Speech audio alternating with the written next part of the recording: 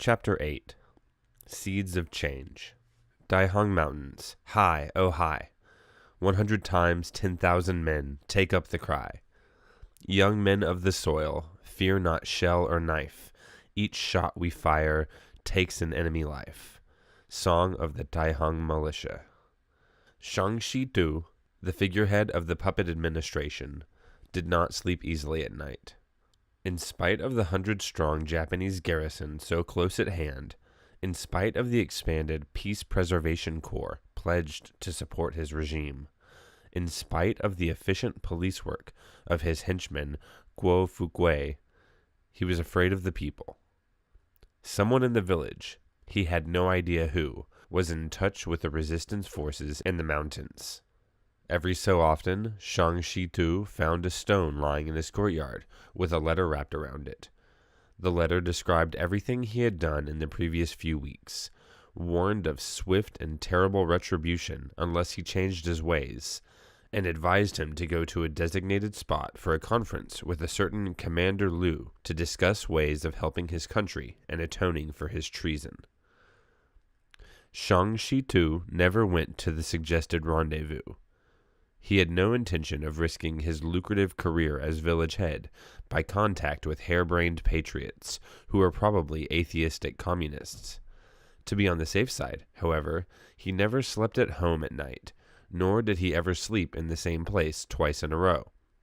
Should guerrilla fighters raid the village looking for him, they would have a hard time finding him. This plan worked well enough until his wife became suspicious. She refused to believe that he never came home at night because he was afraid of assassination. An aunt of hers had told her that Shang spent his nights gambling, drinking, and carousing. The aunt mentioned at least 3 mistresses that she, too, had been known to sleep with, and hinted that there were several more in other villages. This information so infuriated Shi-tu's wife that she went to the village office and denounced him in public. She also denounced him to her pastor, Father Sun. She told everyone she met on the street that her husband never came home because he spent his nights with broken shoes, or prostitutes. There was, of course, some truth to these rumors. In order to silence his wife, Shang Shi-tu was forced to stay at home several nights in a row. On his own Kong, he slept hardly at all. He started at each sound. He rose and looked around several times each night. Each time he found nothing.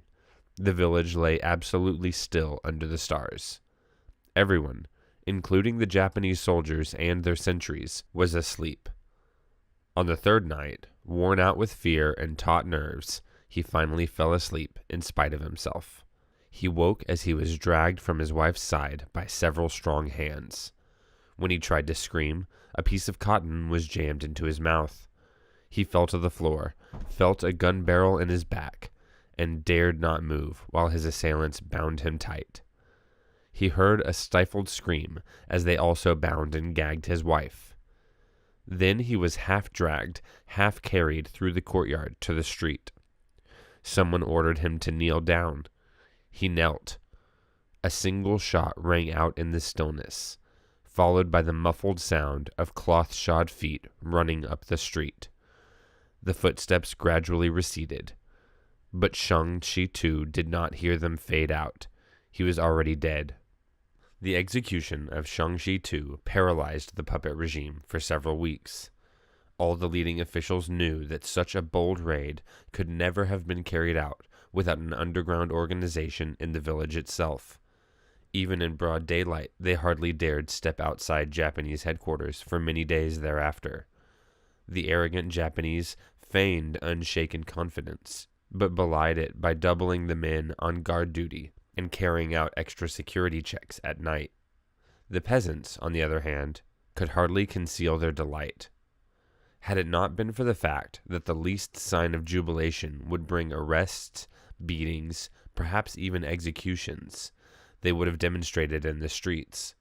The landlords and their running dogs had shamed the whole village by taking the road of collaboration for whatever security, comfort, or profit this despicable path had to offer. Here now was dramatic proof that there were patriots in Longbow who chose instead the path of resistance, in spite of all the dangers and hardships that guerrilla war and underground activity made inevitable. The execution of Shangxi II redeemed the village, not only in the eyes of its own inhabitants, but before the whole county. And with this act, the process of revolutionary transformation in Longbo began. It is one of the great ironies of history that the warlords of Japan, who insisted ad nauseum that they were intervening in China only to build prosperity in Greater East Asia and save the Chinese people from a fate worse than death, communism, greatly hastened by that very intervention the triumph of the communist-led revolution. The Japanese conquerors cleared the ground for revolution in many ways, by the extreme brutality of their tactics, which left not only the peasants, but many gentry as well, no choice but to fight, by driving the higher levels of the Kuomintang bureaucracy and army out of North China, by enticing the lower levels of this same bureaucracy and army into collaboration in the occupied zones, thereby compromising them permanently in the eyes of the people, and by leaving in the wake of their conquering armies extensive areas of countryside, which they were unable to garrison. Into the political and military vacuum thus created, the Communist Party and the armed forces under its direction were able to move. Footnote: for a description of how the Communist Party arose in China and how it came to be in a position to fill vacuums in North China, see Edgar Snow's Red Star over China. Within a very short period of time, they mobilized tens of millions of hard-pressed peasants for resistance, and that resistance, by reaching out to all strata of society, laid the groundwork for the social revolution to come.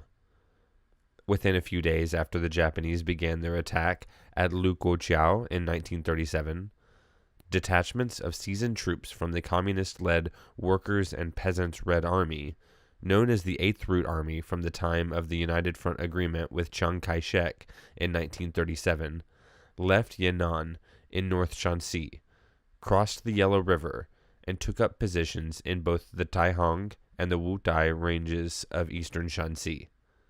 These detachments, small as they were, did not cluster in one place, but split into numerous armed working groups that filtered through the advancing enemy lines and spread out into the valleys, the plains, and the villages of every region to organize, train, and direct the great influx of peasant recruits that soon came seeking weapons and instructions.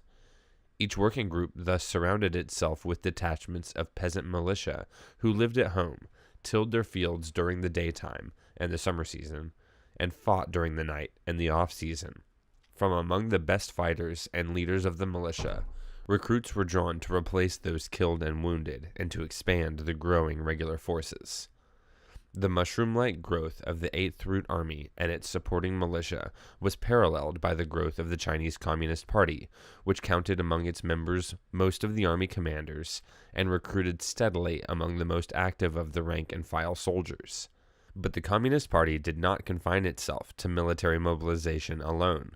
When the veterans of the 10-year Civil War crossed the Yellow River, hundreds of civilian organizers came with them to do political work. Under the protection of the Eighth Route Army, they too fanned out into the rural villages and organized the peasants' associations, the women's associations, the consumer cooperatives, and the village councils that became the mass civilian base for a military effort that could not succeed without the support of the overwhelming majority of the population.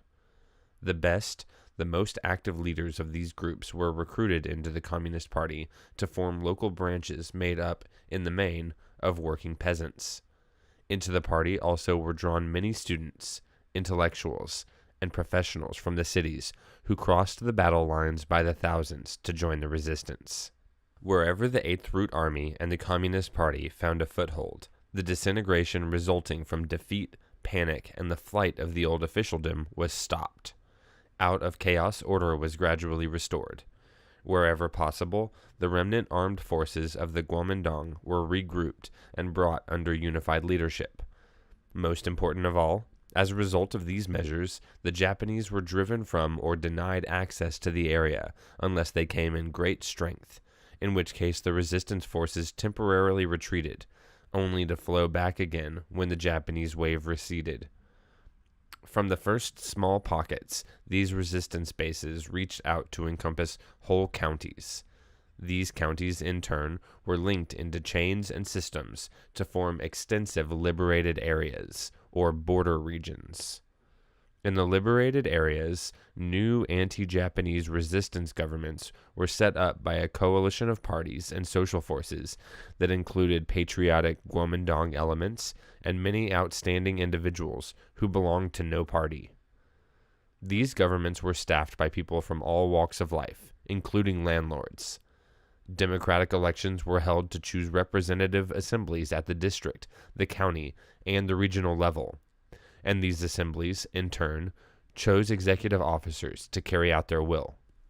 Even though the Communist Party was the main organizer and leader of this movement, it limited its own members to 1/3 of all elective and appointive posts. Footnote: see Michael Lindsay, American Magazine, March 31st and April 14th, 1944. The leaders of the liberated areas' governments, communist and non-communist alike, set as their task the full mobilization of the Chinese people's potential for resistance against Japan. This potential could only be realized if the peasants were given an alternative to the exploitation and oppression of the past. Without real improvement in the conditions of tenure, rates of interest, distribution of taxes, and the right to bear arms, and without a voice in the making of policy, the peasants could not be mobilized to fight effectively. Nevertheless, to advocate at that time a thorough revolution in social relations, the expropriation of the landlords, and a new system of land tenure would have led to disaster. For such a revolution could only mean civil war, could only drive the landlords wholesale into the arms of the Japanese, and split the nation at a time when unity alone could save it. The Communist Party therefore abandoned the land to the tiller program, which had prevailed in its old South China bases, and joined with other parties and groups in a program of reforms designed to win the support of all factions and classes. The heart of this program was the double reduction of rents and reduction of interest rates. The landlords were asked to reduce rents by at least 25%. And to scale down interest rates on loans from 30% or even up to 100% a year to not more than 10%. These requests were based on a law passed by the Kuomintang government in 1933. The peasants, who by virtue of the arms in their possession could have stopped payment of rent altogether and repudiated their debts, were asked to pay these reduced rents and interest charges and to produce as much as possible in support of the war. According to the principle, he who can give labor should give labor, and he who can give money should give money. A system of differential taxes was introduced, exempting those with the lowest income from any taxes at all, and scaling the rates upward for each income level to reach a maximum of 30% for the large landowners. These policies were effective in arousing the enthusiasm of the peasants, and were accepted by the majority of the gentry in the interest of national salvation. On the basis of such policies, the Communist Party, the Eighth Route Army, and the liberated areas expanded year by year. By 1942, they became such a threat to Japanese control that the enemy concentrated most of its expeditionary force in an attempt to wipe out the North China bases. The annihilation drives of that year and the following year reduced the liberated areas and destroyed part of the Eighth Route Army, but not all of it. Japan was unable to keep up the pressure, and as soon as it was relaxed, the process of growth began again. By 1945, the Taihang region, which surrounded Longbo village, was but half of a larger entity known as the Shanxi Hopei Honan Liberated Area, and this in turn was but one of 8 liberated areas in North China. To these must be added the 11 smaller areas in Central and South China, created by the new Fourth Army and the South China Anti-Japanese Brigade, making a grand total of 19 liberated areas containing approximately 100 million people, defended by a regular army of 1 million troops, and a militia of more than 2 million, and a self-defense corps of 10 million. Footnote: the new Fourth Army, created out of units left behind when the main forces of the Workers' and Peasants' Red Army pulled out on the Long March to Yan'an, filtered behind the Japanese lines on both sides of the Yangtze River, and created liberated areas there along much the same lines as the areas in the north. The South China Anti-Japanese Brigade, organized by communists in Guangdong, established bases on Hainan Island and in the mountains near Canton.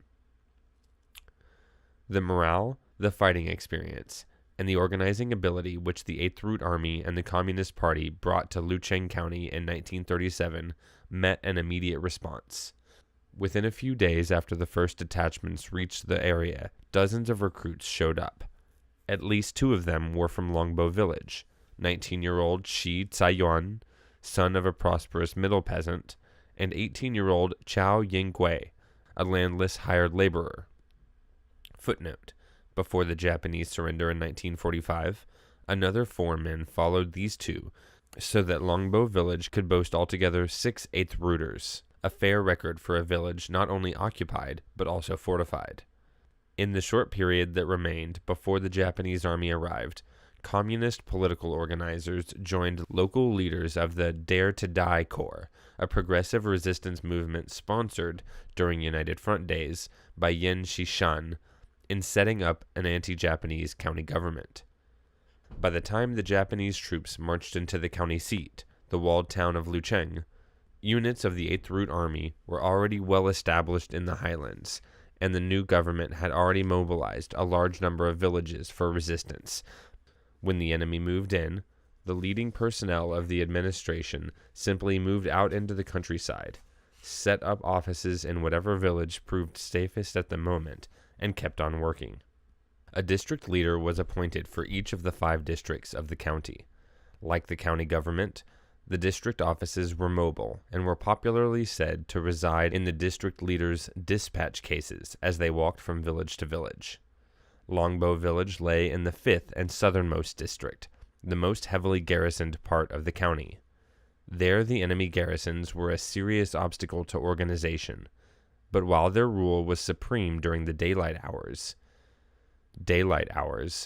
the foreign soldiers and their puppets withdrew to their headquarters after dark, afraid of snipers and sudden ambush. It was then possible for other forces to come and go.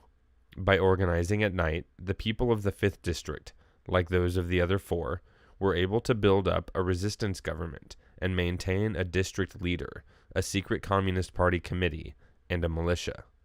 In certain occupied villages, such as Little Gully, only 3 miles from Longbo, the puppet village chairman was in touch with the resistance movement, worked under the direction of the 5th district leader, and did what he could to support the war against Japan. He served the puppet government in name only. Through such men, contacts were made with courageous peasants in other occupied villages, thus establishing and maintaining an underground network under the very noses of the Japanese. Longbo village, with its 7-sided blockhouse, its garrison of 100 men, and its Catholic-staffed puppet administration, was the most dangerous spot of all in which to work. Yet Longbo too developed an active corps of underground workers. The first of these was Chong Tian-ming, the poor nephew of the village head of Little Gully.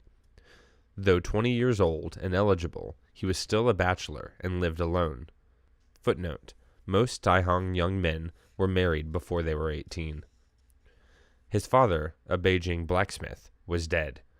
His mother had left home in a famine year and settled with her other son, a carpenter, in Hengdung, 40 miles to the west. Left behind in Longbo, Tian-ming cultivated the lone family acre, hired out to his landlord neighbors for seasonal work, and did a little carpentry on the side. With nothing to keep him at home after sunset, he often visited his uncle in Little Gully, and there met the district leader, learned about the anti-Japanese work that was being done, and volunteered to do some himself. At about the same time, another Longbo peasant, the hired laborer Shin So-tzu, got in touch with the district leader through a relative who headed the resistance government of Kuyi, an unoccupied village 5 miles to the north. Shin So-tzu, in turn, enlisted the help of his close friend Gung Laipao, a youth as destitute and as eager to strike a blow for liberation as he was. A fourth man was contacted by still another means. This was Shi Fuyuan, a younger brother of Tsai Yuan who had enlisted in the 8th Root Army when its 1st Brigade appeared. As a regular soldier, Tsai Yuan roamed far afield with his unit, but he always returned to his Lucheng base, and when he had a chance, came home to visit his father, his mother, his 2 brothers, and their wives and children, altogether a family of 10. They shared a courtyard that boasted 25 sections of housing, farmed 8 acres of land, and were considered to be one of the most prosperous laboring families in the village. Since they had no connection with the dominant clique, their prosperity made them the victim of every looting soldier and every hungry official. The taxes they paid were endless in number and suffocating in amount. The whole family hated the old regime and doubly hated the puppet apparatus that succeeded it. Before he returned to his unit, Tsai Yuan told Fuyuan how to reach him in the mountains in case of need. Several times Fuyuan made the trip, and it was while visiting his brother at 8th Root Divisional Headquarters that Fuyuan met the district leader. A few talks with the latter were enough to convince him that he should work actively against the Japanese. Put in touch with Shen Sotsu, he soon joined the other 3, who were already at work. At first, the underground group performed modest tasks, running errands for the district office, delivering messages, and helping transport supplies. But in 1942, the year of the Great Famine and the most terrible mopping up campaigns, the 5th district leader decided to strengthen the work in Longbo by organizing a regular underground administration. The group met and chose Shen Sotsu as village head, Gung Laipao as vice leader, Fuyuan as public affairs director, and Tianming as director of public security, that is, police and counterintelligence. This group of young men, all of them under 25, worked in the strictest secrecy. They told no one that a resistance government had actually been organized. Only their most trusted friends and relatives were mobilized to carry out the various tasks which they set themselves, or which the district set for them. Nevertheless, they did too much not to attract attention, were eventually betrayed, and did not all survive the war. What inspired them to take such risks? Why did they remain in the village, where they could be seized and killed at any moment, when they might with equal honor have joined the regulars in the mountains, and fought with guns in hand? There, at least, a man had a chance to fight and run and live to fight another day. I never discovered the answer to this question. The survivors of the Longbo Underground who afterwards told me of its exploits seemed to regard it as the most normal thing in the world for them to have done. People were needed for the work in the occupied villages. They lived there and did the work. If things got too hot, they could always leave for the hills, if they could get away. If they needed help, they could always call on the 8th Root Army, if there was time. There is no doubt that the enthusiasm of a resistance movement nationwide in scope inspired them to acts which they would not otherwise have undertaken. That they passionately believed in the liberation of China and in the new society which they saw coming was proven by their deeds. But they were reticent about such things and much preferred action to talking of it afterward. A most important aspect of their work was the collection of food and clothes for the 8th Root Army. Once, after weeks of careful preparation, they collected 60 hundredweight of grain from sympathetic families and carted it all away in one night. They followed this up with repeated collections of clothing and shoes, articles made especially for the front by women of the village who sat sewing in the open street day after day. The strutting sentries in the pay of the Japanese never knew that the shoes put together within reach of their hands were destined for the feet of their enemies. An equally important task was the collection of intelligence. This was Tianming's specialty. He kept close watch on all the activities of the enemy troops and the puppet government. Every few days, he met with an 8th Root liaison man, either at his uncle's home in Little Gully or on Great Ridge Mountain south of Longbo Village. There he had a small plot of land that he could visit without suspicion. When he had something to report, he made a little pile of stones, and one day later, at an agreed time, the army man always appeared. Tianming passed on to him whatever he or the others learned about troop movements, the numbers in the fort, how many horses they had, how much grain, whether they could be easily taken, who came to Longbo from other places, what they did there, who were the important collaborators, and whether they could be won over. He took back with him to the village news of the resistance in other places, reports of victories on far-flung battlefronts, and of the extension of liberated areas to new regions, and news of the outside world where, according to the puppet press, all trends pointed towards victory for the Greater East Asia Co-Prosperity Sphere. He also delivered the letters which the puppet village head, Shang Shi-tu, found lying in his courtyard. It was the hope of the 5th District leader that Shang Shi-tu could be persuaded to cooperate with the anti-Japanese government, just as Tianming's uncle was doing in Little Gully. But the letters, as we have seen, elicited no response.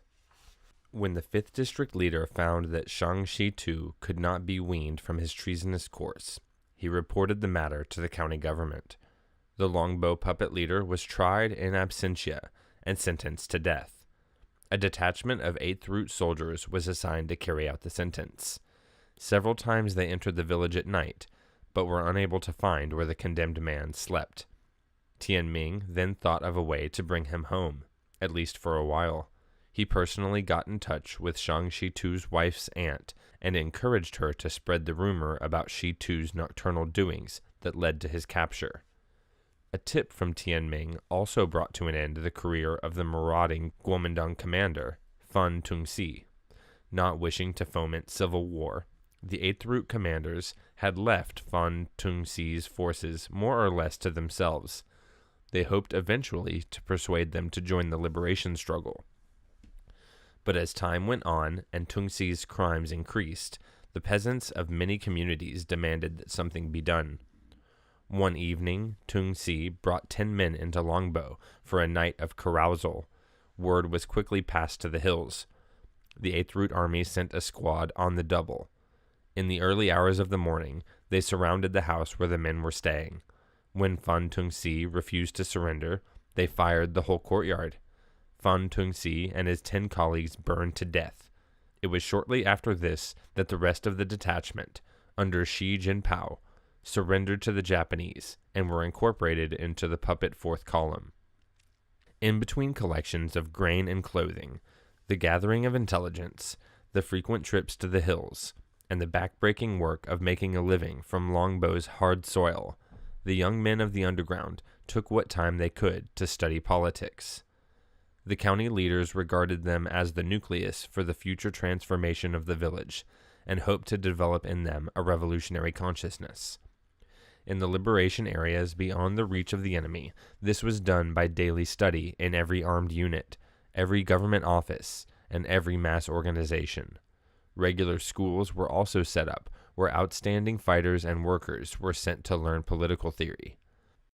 For underground workers, such organized instruction was much more difficult. The best they could do was talk with the district leader whenever there was an opportunity, and learn from him about the protracted war they were fighting, the united front of all classes that made it possible, and the new democracy which Mao Zedong predicted once victory was won. The district leader also gave them the writings of Mao Zedong on these subjects. None of them were able to read well, but they worked through them as best they could. In this way, they made their first acquaintance with such basic concepts as classes, the importance of labor as the source of wealth, stages in the development of society, and the necessity of land reform as the key to China's future. The development of the peasants' political consciousness did not proceed very far. The war intervened. In 1943, the village leader of Guyi, their main contact, was killed. So was the underground leader of the 5th District. Such a strict blockade was set up north of Longbo that it was all but impossible to get through to the liberated areas. For a while, the Longbo underground lost touch with the county and district government altogether. To make matters worse, So Tzu and Lai Pao had no food to carry them through the winter and had to leave to look for work in Taiwan. They took with them a few dollars that had been collected for the support of the resistance front. This left a bad impression with those villagers who had contributed it. When the two men returned in the spring, they refunded the money, re-established contact with the district government, and set to work once again. But this time, underground activity was more dangerous than ever, and the people were more afraid to act. The enemy had not been idle. Guo Teiyu, former head of public affairs, had replaced Shang Shitu as village head. He made exposure of the underground his main task. Afraid, like his predecessor, to sleep at home, he made a practice of lodging in the homes of those whom he suspected of resistance activity. He and his brother, Guo Fukui, the new head of the police, spent many a night on Fuyuan's Kang, hoping to surprise and kill the 8th Ruler Caiyuan, should he arrive from the hills for a visit. During the day, they hauled one peasant after another into the village office for questioning, and did not hesitate to beat half to death those who were slow in answering. Thus they spread a net to take advantage of any break that could lead them to their quarry. The 8th Root Army, decimated by the 3 all campaigns of the 2 previous years, was too hard-pressed to intervene. Under such conditions, the slightest slip could lead to disaster. A cousin's illicit love affair in another village almost cost Tianming his life. This cousin, who lived in Little Gully, got involved in an affair with the girl from Li Village Gulch, the first village to the south of Longbow. He was wont to climb over her compound wall and stay all night, much to the distress of her family, who spread a rumor that he was a member of the 8th Root Army. They had no idea that this was really so, but said it for revenge. Their revenge was not long in coming, and must surely have satisfied the most macabre sense of injury. The troops in the fort in Longbow, having heard the rumor, conducted a search for the young man, and found him in Tianming's home. Both he and Tianming were arrested, taken to the fort, and tortured when they refused to talk. The next morning, Tianming's cousin was beheaded with a fodder-chopping knife. Tianming would have suffered the same fate, but for the fact that the soldiers had no real information about him. All the men in the village insisted that he was nothing but a hard-working peasant who meant no harm to anyone. They put their thumbprints to a document guaranteeing his behavior. This, plus a sum of money realized through the sale of Tianming's half-interest in a donkey, secured his release. Without the donkey, it was difficult to see how he could survive the next crop season, but at least he walked the streets alive. Shen Soutsu and Gung Lai Pao were not so lucky. A drug addict named Tseng Tungsi, who made a practice of smoking heroin with the commander of the puppet troops, somehow learned the details of the underground village government. He passed the information on. Soutsu, Lai Pao, and Fuyuan were immediately arrested. 18 days of torture and near starvation failed to break them down. Soutsu was shot, Lai Pao cut to pieces with a samurai sword, and Fuyuan finally released. Fuyuan was released because the puppet forces were afraid his brother Caiyuan would bring the 8th Root Army back for revenge, and because his family was in a position to pay a handsome ransom. The puppet commander Wen Chi-yung demanded and got $7,000 in puppet currency, probably worth about $70 in U.S. currency at that time, a large quantity of heroin, a guarantee of Fuyuan's good behavior from the whole village, and a promise from Fuyuan that he would entice his brother into a village ambush within 6 months. This condition almost drove Fuyuan to suicide. "The demand that I betray my brother frightened me," he said years later. "I was determined to do no such thing. Every time I heard the puppet soldiers' boots pounding the wooden bridge as they crossed the moat, I thought they were coming for me. I ran to the well and sat beside it. I was determined that they should never take me alive again. Whenever our dog barked at night, people thought my brother had come. I killed the dog. When I got a little better and was able to walk, I tried to leave for the mountains, but the rest of the family would not let me go. Their thumbprints were on the guarantee. They said that if I disappeared, they would all be killed, and the whole village punished. Finally, I went to stay with some poor relatives in another village." These tragic events occurred only a few weeks before the war ended. The 2 leaders of the Longbow Underground, too poor to buy their way out, died rather than betray their comrades. They thus saved the lives of half a dozen young men whom they had had time to organize and educate. On this half dozen devolved the task of Longbow's reconstruction.